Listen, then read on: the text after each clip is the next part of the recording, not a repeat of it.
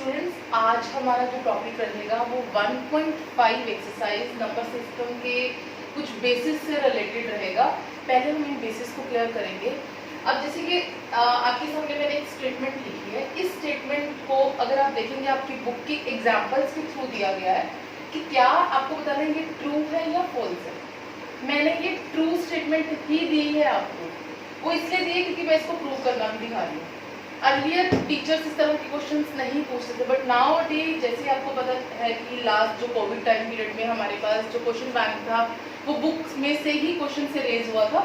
तो इसीलिए इन जो हमारे पास कुछ ट्रुथ्स हैं जैसे ट्रू फॉल्स इस तरीके की जितने टेक्निक्स हैं सारी की सारी हमने क्वेश्चन फॉर्म पे ले ली। तो अगर हम इस क्वेश्चन की बात करते हैं, आपकी एग्जाम्पल का ही क्वेश्चन है। इस क्वेश्चन में अगर हम पढ़ते हैं तो क्या है, द सम और difference of a rational number and an irrational number is irrational। सम हो चाहे डिफरेंस हो, ध्यान से समझना, चाहे दो एक रैशनल नंबर का और एक इरैशनल नंबर का, चाहे आप सम करो चाहे आप उन दोनों को सबट्रैक्ट, डिफरेंस मतलब सबट्रैक्ट करो, तो उनका जो आंसर आएगा वो इरैशनल आएगा।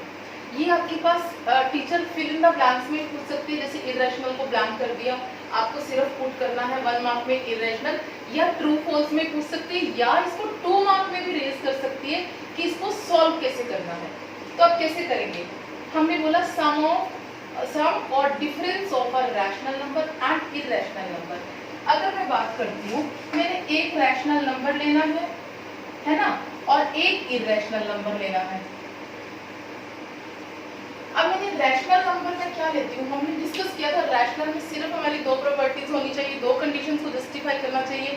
पहला नंबर p/q की फॉर्म पे और second q not equal to 0। तो हम किसी भी नंबर को ले सकते हैं। लेट्स अज्यूम हमारा एक नंबर लिया हमने 15, फॉर एग्जांपल हमने एक रैंडमली 15 लिया, क्यों हम 15 को 15/1 भी लिख सकते हैं, बिल्कुल लिख सकते हैं, और q नॉट इक्वल की भी प्रॉपर्टी को वो जस्टिफाई कर रहा है। So this means this is a rational number.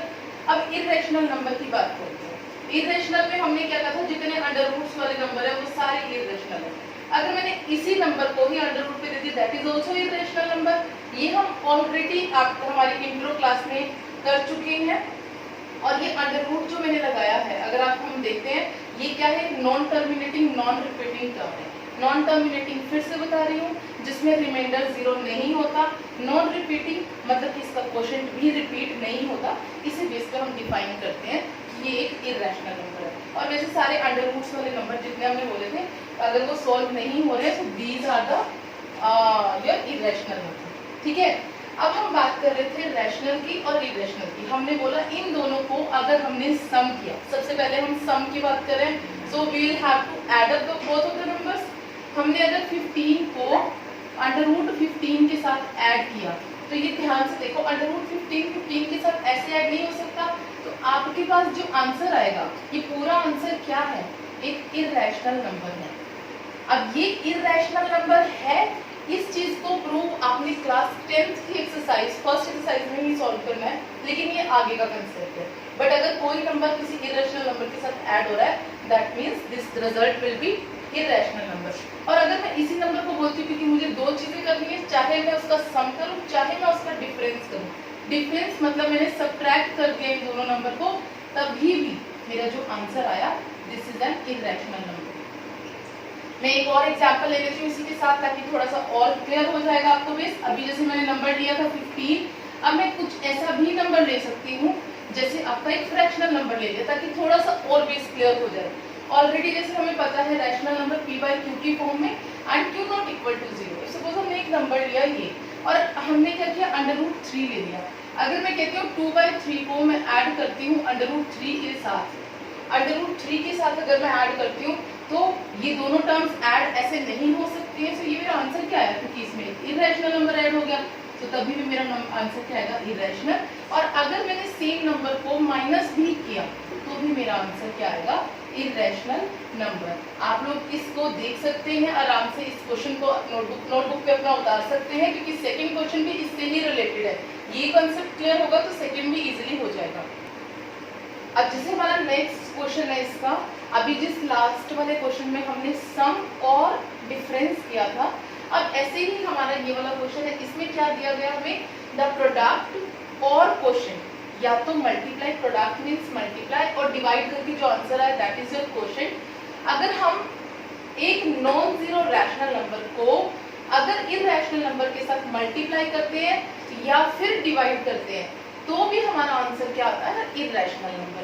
तो आपके पास स्टूडेंट्स ये जो है इरैशनल एक एम्प्टी भी आ सकता है, मतलब कि फिल इन द ब्लैंक्स में भी आ सकता है और ट्रू फॉल्स में भी आ सकता है, बट टीचर पूछ भी सकती है how you have done this question. तो आप तीनों तरीके से समझिएगा इसको। तो प्रोडक्ट सेम, लास्ट हमने जैसे एग्जांपल लिया था 2/3 एंड 15, दो नंबर लिए थे, आप कोई भी नंबर ले सकते हो। आपने कहा रैशनल नंबर, आपने फिर से लिया 2/3। पहले मैं प्रोडक्ट करके देख रही हूँ, मैंने इरैशनल नंबर लिया √3, राइट। आप कहते हैं, हम कहते हैं इसको जब अगर मल्टीप्लाई कर रहे हैं देन वी गेट 2√3/3। तो ये क्या है हमारा, ये हमारा एक इरैशनल नंबर है। आपने देखा कि अगर हमने एक रैशनल नंबर को इरैशनल नंबर से मल्टीप्लाई किया, हमारा आंसर क्या आया, एक इरैशनल नंबर। यही चीज थी, अगर हमारा चाहे प्रोडक्ट हो चाहे हमारा क्वोशंट हो, क्वोशंट को हम करके देख रहे हैं और ये भी कंडीशन दी गई थी non zero rational number, that is a non zero rational number. ठीक है, ये पार्ट क्लियर हुआ। इसके साथ ही साथ अगर मैं इसको डिवाइड की भी बात करती हूँ, फॉर एग्जाम्पल मैंने कहा एक मैंने रैशनल नंबर लिया 5 और दूसरा मैंने ले लिया √5। अब इन दोनों को प्रोडक्ट नहीं, मुझे डिवाइड करना है, तो जो मेरा इन दोनों को डिवाइड करके क्वोशंट आएगा, पहली बार जो भी क्वोशंट आएगा that will be my irrational number. अगर आप देखेंगे आपकी एक्सरसाइज में ही ना इस तरह की क्वेश्चन दिए गए हैं जहां पर इसको रैशनलाइज करना भी समझाया गया है। वो आप हमारी नेक्स्ट वाली वीडियो में देखेंगे जिसमें हमने प्रॉपर्ली रैशनलाइज करना दिखाया उसको। तो अगर मैं इसको रैशनलाइज भी करती हूँ उस प्रोसीजर से भी अगर हम रैशनलाइज करते हैं तो ये क्या होगा, √5 से मल्टीप्लाई, √5 से divide, which will get √5/√5 square. Square से √ कैंसिल हो गया, 5/5 डिवाइड बाय 5, ये भी 5 कैंसिल हो गया, तब भी आपका आंसर आ गया √5 which is also an irrational number.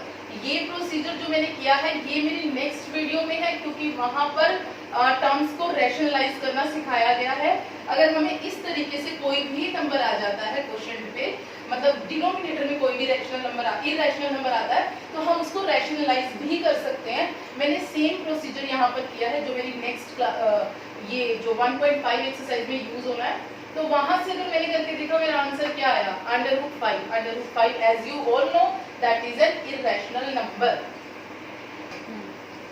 अब इसी का ही थर्ड क्वेश्चन था, जो थर्ड आपके पास दिया गया है इसमें बुक में, if we add, subtract, multiply और डिवाइड, हमारे पास 4 ही ऑपरेशन होते हैं, या हम मैथ्स में ऐड करते हैं, सब्ट्रैक्ट करते हैं, मल्टीप्लाई करते हैं या डिवाइड करते हैं।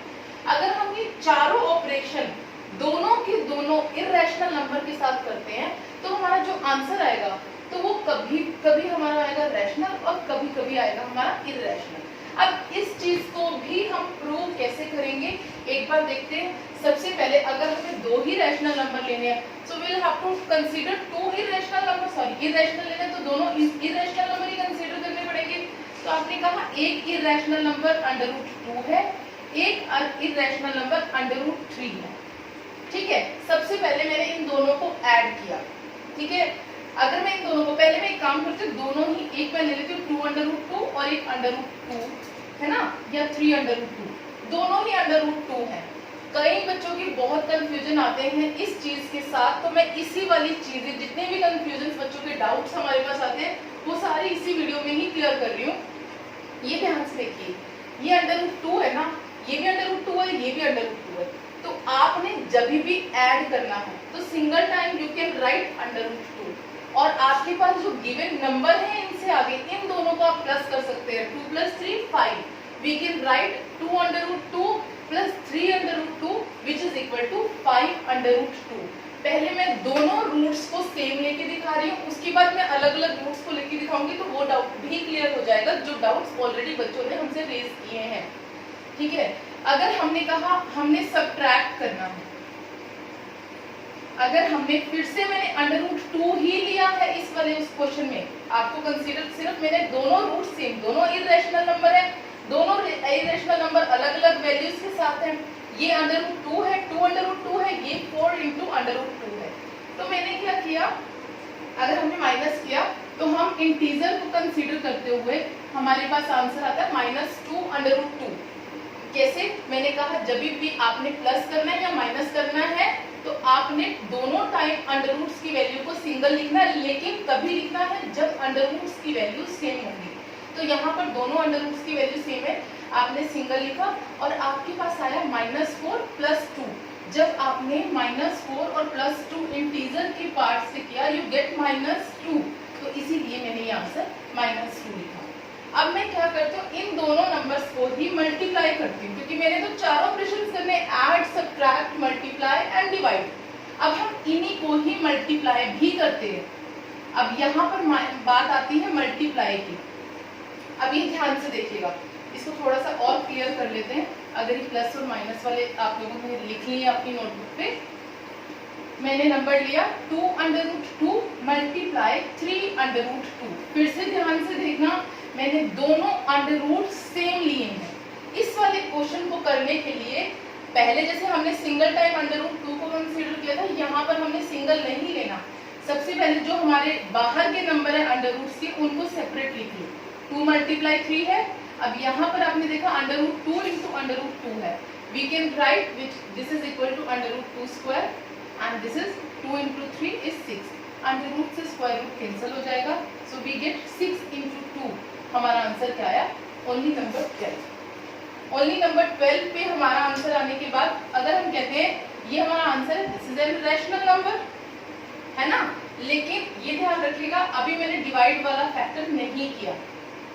मैं फिर से लिख देती हूँ, जब मैंने ऐड किया था तो मेरा आंसर आया था 3√2 when I add both of the irrational number. मुझे याद है, तो जब मैंने सब्ट्रैक्ट किया था आई गोट माय दिस आंसर, जब मैंने सब्ट्रैक्ट किया था, और जब मैंने मल्टीप्लाई किया आई गोट 12, है ना। अब हम डिवाइड करके देख लेते हैं, एक लास्ट डिवीजन बचता है हमारे पास।